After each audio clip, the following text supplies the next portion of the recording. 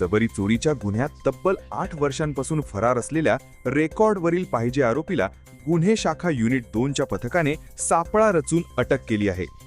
नाशिक शहर पोलिसांकडून रेकॉर्डवरील पाहिजे व फरार आरोपींचा शोध घेण्यासाठी विशेष मोहीम राबविण्यात येत आहे.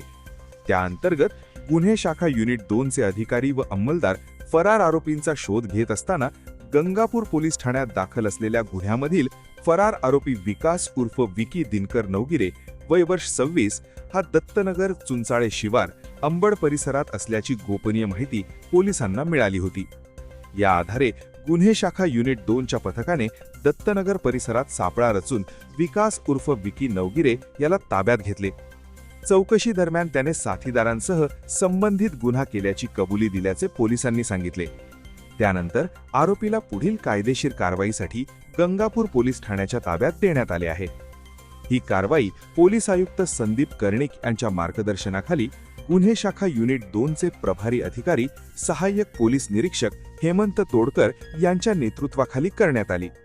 नाशिक वार्ता न्यूजसाठी प्रतिनिधी अजित सय्यद, नाशिक.